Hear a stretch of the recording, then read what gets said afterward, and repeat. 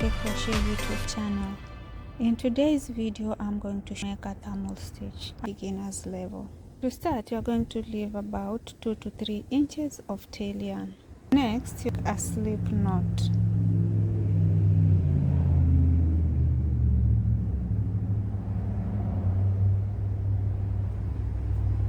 To determine that you've made the right slip knot, when you pull the tail yarn, your loop on the crochet hook does not decrease in size. But when you pull the working yarn, which is this yarn on the other side, where the ball of yarn is coming from, it decreases in size. So that's how you know that you've made the right slip knot. Next, you are going to chain the number of stitches that you require.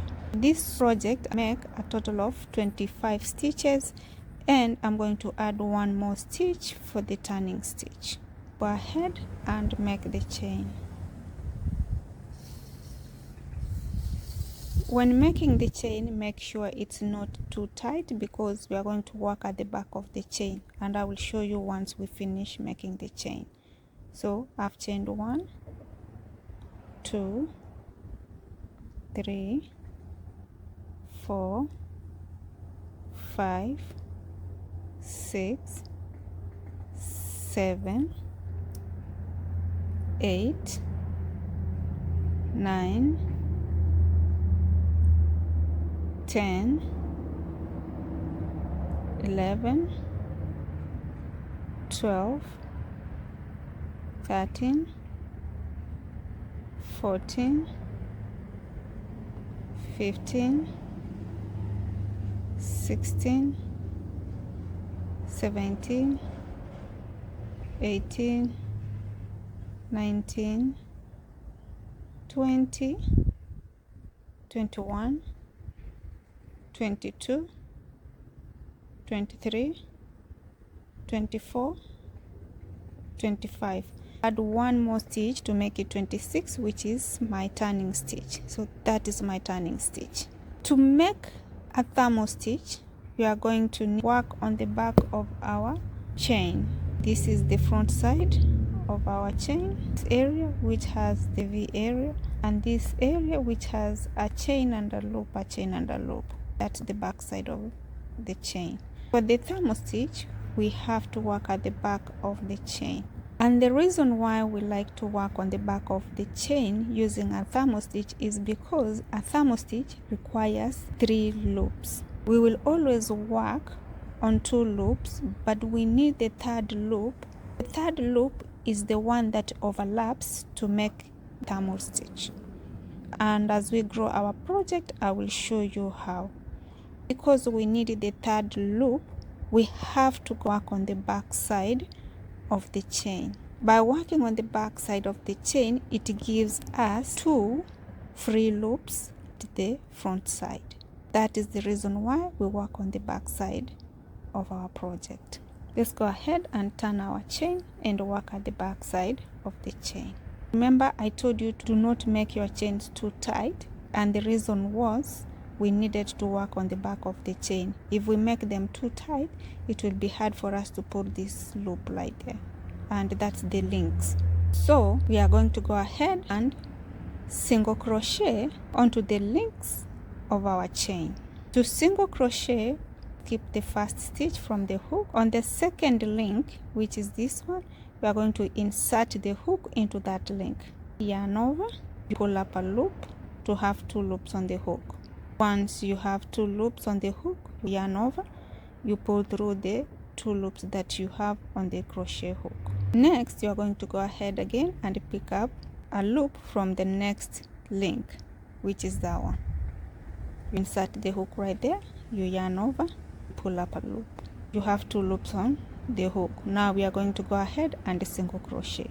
First, to single crochet on the 2 loops that you have on the hook, you pull through both loops. Continue to single crochet. Insert hook into that link, yarn over, you pull up a loop to have 2 loops on the hook, yarn over, pull through the 2 loops on the hook. We've made our 3rd single crochet. Next, insert hook into the link, yarn over, pull up a loop. You have 2 loops on the crochet hook, yarn over, draw up the loop through the 2 loops on the hook. You continue working until you get to the end of the row.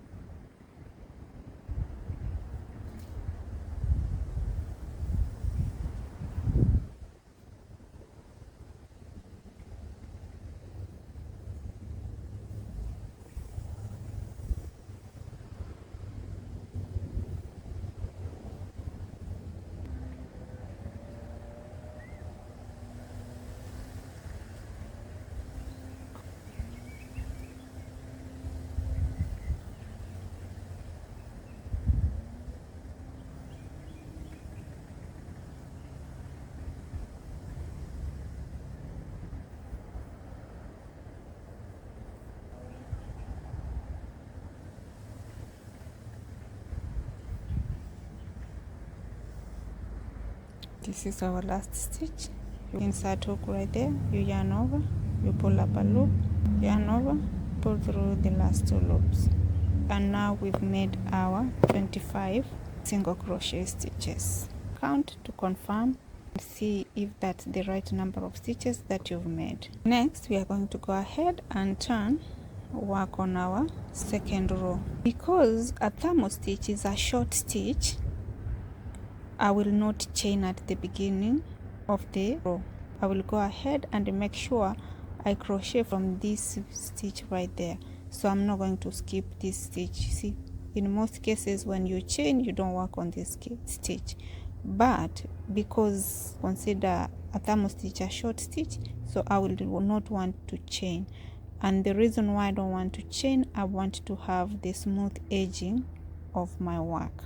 So the next thing after that you need to know, it's about the loop. As I told you, in a thermal stitch we need extra loops. We need to work on 2 loops, and the loops that we work on are from 2 different rows. We don't get to work on 2 loops of the same row, and that's why we needed the chain loops. As you can see here, we have 4 loops in total. We have the loops at the top.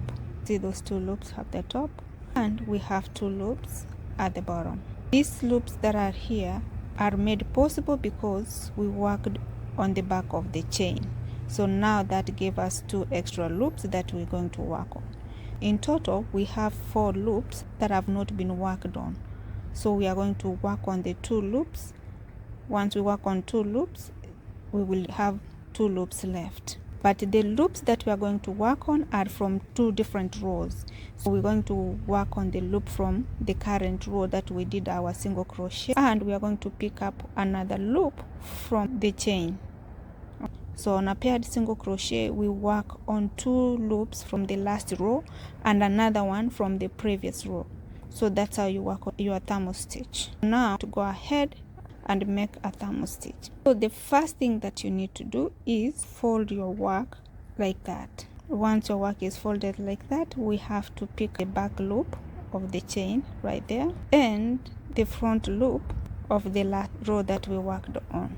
When we pick up these loops, it pushes the other 2 loops to the bottom side of our project. Right now you will not be able to see it. Once we work a few rows, or maybe after we work a few stitches, we'll be able to see it. For now, work the back loop of the chain and the front loop of the last row. So when you have those 2 loops together, yarn over, you pull a loop to make the first single crochet stitch. The next stitch, we pick it up from that loop and the next loop right there. You yarn over, you pull up a loop. You have 2 loops on the crochet hook. Yarn over, you pull through the 2 loops. That's how you continue to work on your thumb stitch. You pick up that loop, which is the back loop of the chain, and the front loop of the single crochet. You yarn over, you pull up a loop. Yarn over, draw through the 2 loops. And when you are working on those 2 loops, make sure that these loops are directly opposite each other. We cannot overreach. If you overreach, it means we have skipped a stitch right there. If you find yourself working on this one and this one, or reaching diagonally, that means you have skipped a stitch right there. So you make sure you pick up the stitch that are directly across each other like that. Yarn over, pull up a loop. Basically, a thumb stitch is a single crochet that is worked with the 2 loops from different rows. That's how I can summarize a thumb stitch. Go ahead, insert hook right there on the next stitch, insert hook, and you see they're directly opposite each other, and I'm not overreaching diagonally. Yarn over, you pull up a loop,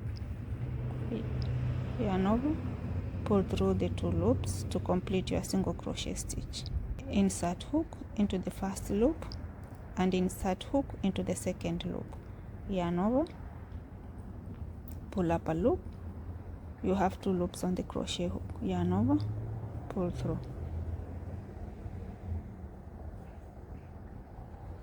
So that's what we are going to do until we complete making the stitches in this row.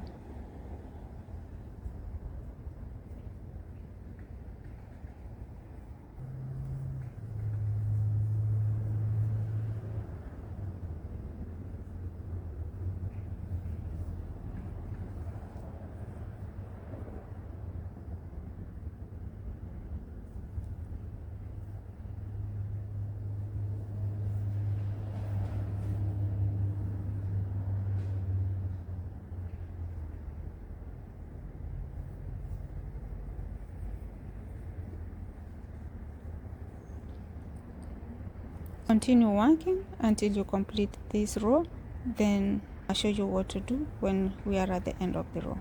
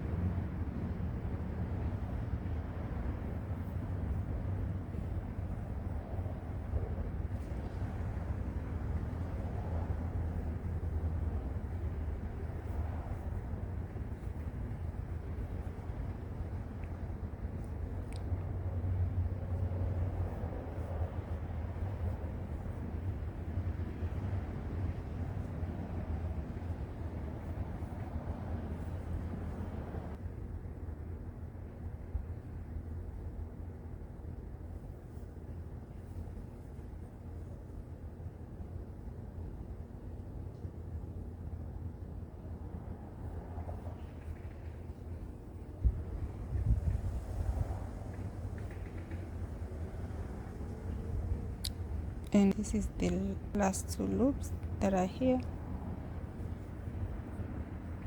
And always remember, you do the counting to make sure you have the right amount of stitches in each row, especially the first row that you worked on. Next, we are on our work. I don't chain at the beginning of the row. That's the first thing. The second thing that you need to know, if you do not chain, you have to start working on this stitch right there, right here. So bear in mind that the first row and the second row are worked a little bit differently. The third row to the end of the project is the one that we have to repeat the same pattern. I always put my stitch to the back side of the project. So I drop that loop and I put it to the back side of the project. Like then, now here what you do, you see this free loop. This is the free loop from the chain that is not worked on, and this is our last row loops. See, now you need to go ahead and pick up this back loop and the free loop right there. And now we have established the pattern. So now that is the pattern that we are going to go ahead and work on when we work on our thermal stitch. We are going to go ahead and work on the back loop and the undone loop from the previous row. So we're going to pick up a stitch from the back loop of the worked last row and the free loop that was undone from the previous loop. That is the pattern that we repeat for the rest of the project. Insert hook to the back loop of our last row and the free loop that was undone from the previous rows, which is the chain. You insert hook right there. And now we make our third row. You single crochet that. Insert hook right there, yarn over, you pull through the 2 loops, yarn over, pull through the last 2 loops on the hook, insert hook into the back loop and the undone loop, yarn over, pull through those 2 loops to have a loop on the crochet hook, yarn over and draw through the 2 loops on the hook. That's what you're going to do until you get to the end of the row.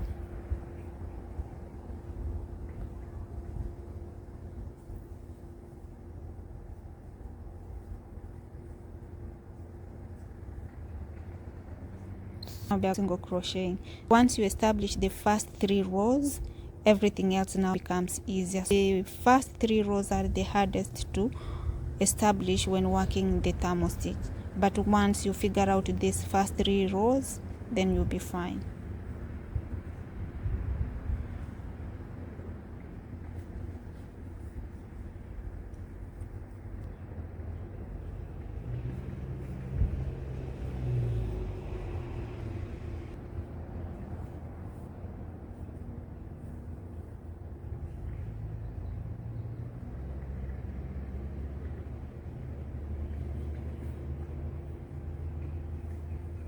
Continue working like the end of the row. If you have to master that skill, stay with me and I will work with you to the end of the row.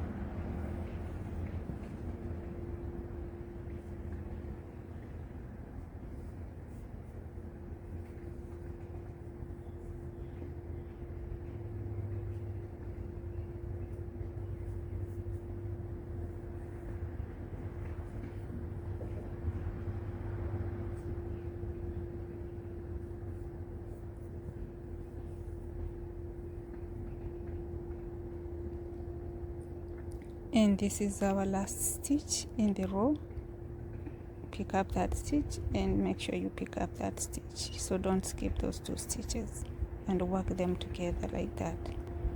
And always remember to do the counting until you get to the top of your project. Then once you work a couple of rows, then it's okay not to count, but at the beginning I will encourage you to keep on counting every single row so you don't lose stitches along the way. Turn your work, and I will always have my working yarn to the back side of the project on the stitches that are close to each other like that. And as you can see, the other loops in every other row, they overlap in between here. The 3rd loop was the overlap loop, so that's why we need 3 loops at all times when we are working on a thermal stitch. We're working on this loop here and this loop, and in the coming row we work on this one and this one, so that makes the overlap, and that's why the thermal stitch is a reversible stitch. Now we can single crochet to those 2 loops, this one and that one, together to the end of the row. And now it becomes easier to do the single crochet after this row. So the first 3 rows are the hardest to work with, then after that everything is easy to work on. Go ahead and work on that loop, the last row, and the undone loop of the previous row. Go ahead and work on every single stitch without skipping any stitch, and make sure you do not overreach. If you overreach, you are skipping a stitch in between. To work to the required size of your project.